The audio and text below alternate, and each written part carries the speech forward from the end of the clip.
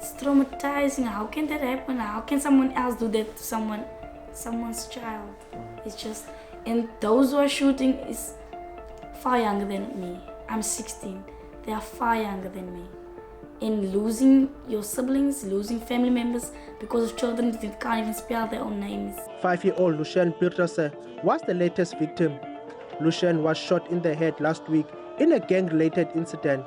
They were shooting to each other, and the first time in my life I saw how a bullet go over each other. Children were running. And I just feel it for these kids growing up in such an environment, where look, it's part of their daily lives. Bullets fly around and 2 minutes later you see their life is back to normal again.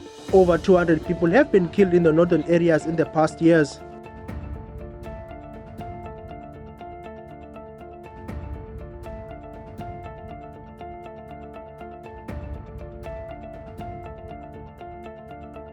The children were screaming and the whole school. We don't know, when I looked through my door, I saw how the parents and the gangsters in between ran into the school. Somebody was running from the police. At the time I didn't know that it was police because they were in plain clothes. So initially I thought it was also gang members running after this person. And this man found himself in front of my classroom. I didn't know him at all, so it was a split-second decision that I had to make, because I thought I was going to see somebody die in front of me. Then the police came and they ordered me to step away from the door. All of them were approaching the classroom, in that SWAT style. So they just wanted the guy to come out. And at that moment, there was pandemonium in the classroom. Afraid of him. The children started crying, screaming. Staan hulle een hy kan en die kan weet hulle die man skiet nie. Maar die man het gegaan het nie. Here, the bullets often fly between rival gangs. Teachers at this school endeavour to keep the children off the streets and safe behind the fence. I've had an incident a couple of years ago where a gun was pointed at one of these teachers. And going to the school, they were shooting in the street. And I faced one of the gangsters with a gun. And I just cried. And my children couldn't understand, but they don't know what we went through. And only when I went to bed and I slept, and after I slept, I woke up and I told them, do you know what happened today? From now on, check what clothes I have on so that you can identify a body one day. They say we live in Katanga, where there's poverty and persistent hunger, where the weapon of choice is a gun or a panga. Who is the master of this game? Because it's a crying shame. The one who's to blame has no face and no name. Yeah, I was appointed at the school way back in 1988. So this is my 30th year at the school. Helenvale taught me a lot. And I've grown to love this area, love the people, and especially love the kids. And I feel that I've been called to this area. In 1980, I arrived here at the school. I'm already 42 years in teaching. Being here in Helenvale, it's a privilege. Knowing the people, knowing the struggles, the violence, that is now really the most. I can see the powerful thing that really upsets a person when you have an ambition to become a teacher and you are in a place, but you see how children can't get what they need in life. The violence has an effect on the children because you can see their behavioral problems we have.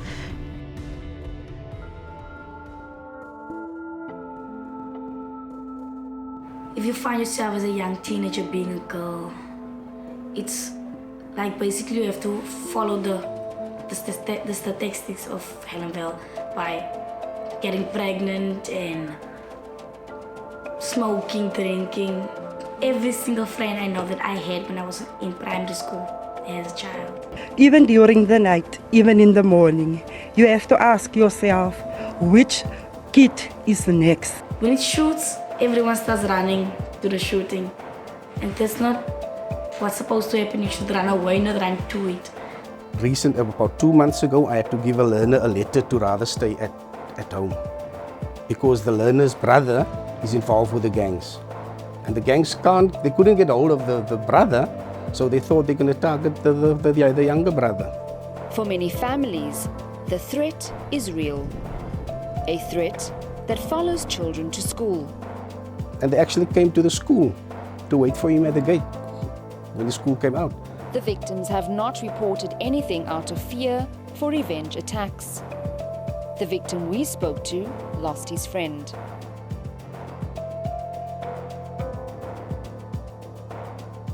My name is Clarissa Abrams and I'm a teacher at Hillcrest Primary School, head of department of the foundation phase, and I've been at this school for 27 years. The gap that we as educators stand in is not just as the educator, it's more than that. It's like you are there for them, to support them, to give guidance, to be a social worker, with a nurse, with a counselor, with a guidance teacher. We capable of doing everything. Teachers come here and they do so much for these kids, and just by coming here every day, not even worrying about their own safety, that to me is something exceptional. So there's a lot of overcrowding.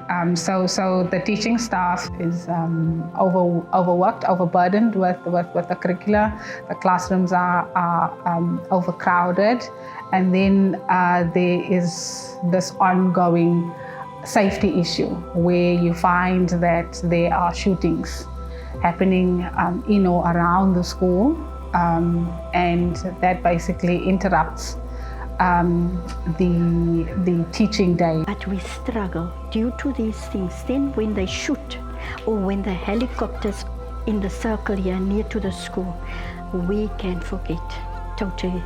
The concentration span is gone.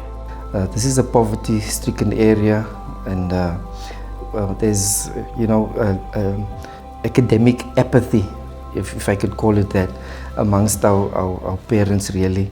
The dropout level is high, so the education level is very low, and people don't necessarily have access to resources, the internet, for example. One of the major problems that we have at school is the lack of parental involvement in the school, and because they're not involved, it leads to a lot of other issues. For instance, you find a lot of kids walking the street. Kids are not in school where they're supposed to be, and the parents are just not there to make sure that they are in school. There are currently 17 gangs operating in the northern areas, roping in children as young as 10 years old. Don't believe what they say. We've not lost our way, but we can't afford the price we pay in this rough diamond of the bay. Don't delay, don't give in. Today, yes, today, we begin. My one major hiccup now is also with the education department, stalling some of the projects. I mean, the school would have been revamped by now. The money was there, the tenders went out, contractors came onto the premises, but then the department said, we will renovate the schools. Now, to me, if you get somebody that's offering help, here's people and the money is there, why stop something like that? Our fields could have been upgraded by now because that was part of the project. For me, the priority one was the refurbishment of the schools, because I visited, my first week there, I visited the schools and I saw the condition that they were in, and it wasn't a conducive learning environment for anyone, be it high school or primary school.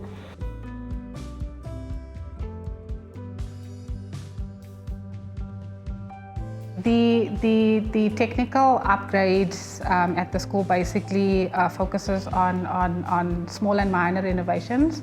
With that is a particular classroom that would be converted into a counselling room or a counselling office where we can have social service providers run services directly from the school. We knew we had to step up our safety aspects. Now we have a manned gate. There's somebody there for the duration of the school day.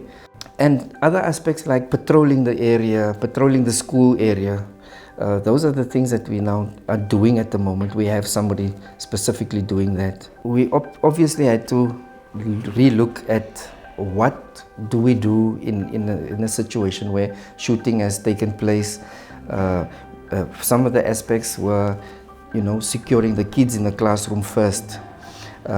We also, during break time, patrol the area. We have teachers on duty. And nothing really happened in the school since then that SPU and EPWP came on board.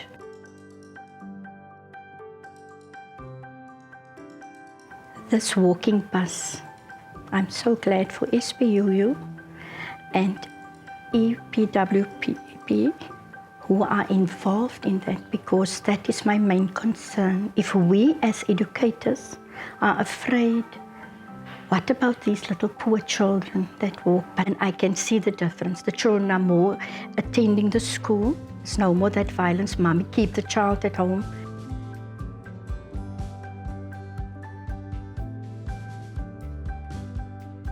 How do we better Helenvale? How do we better the quality of living in Helenvale? What would you like to see? So that's when now the community came with the ideas of the sidewalks, of refurbishing the schools, and to promote some culture of sport, because sport is very big in Helenvale. Yeah, the parks, they are walking places where they are going to have the music, what I heard. The music, and the children will walk and it's safer. There was an art also exhibition outside, public art. I'm glad for all these things because you uplift Helenvale.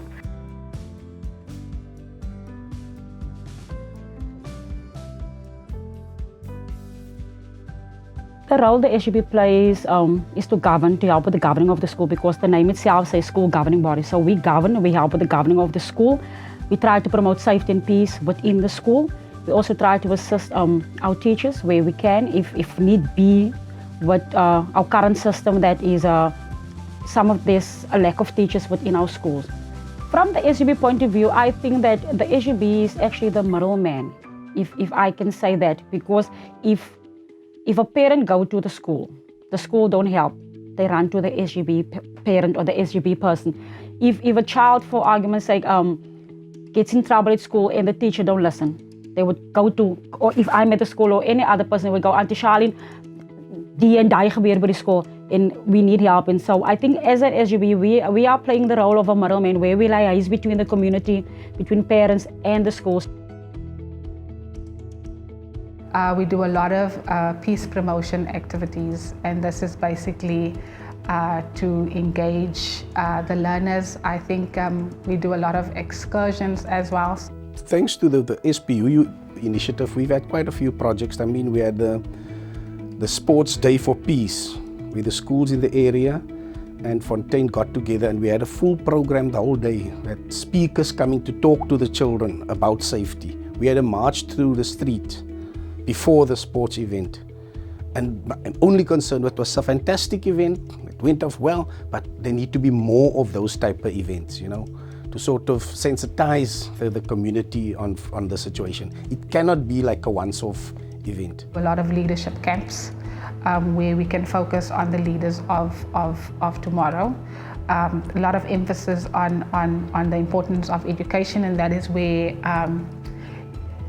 career guidance and counseling come in, because we don't necessarily want the youth not to be stimulated in thinking about their future and to drop out like most of the kids in Helenvale do. In June holiday, we had a 3-week program. 3 days in 1 week, we had a program where our parents of the areas were very much involved, where we played with the kids. We only had fun. We played with them different type of games, indigenous games, soccer, netball, rugby, and then the club, all the stuff we played, and we gave them food. People in our community, they sponsored us to give the children food. So it was a nice program, and they actually want us to run that program again.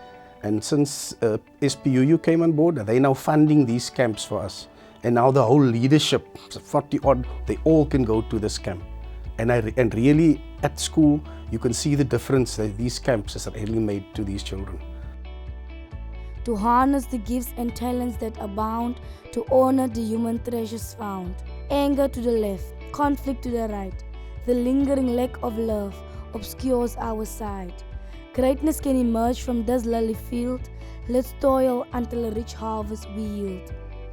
I have an idea where we could use technology in the form of computers to get learners to read, because we also would like SPUU perhaps to look into the skills development of learners, and those who would find it difficult to be placed in schools, special needs schools, where they could perhaps be taught a skill. We could take these learners and in a formal way teach them skills.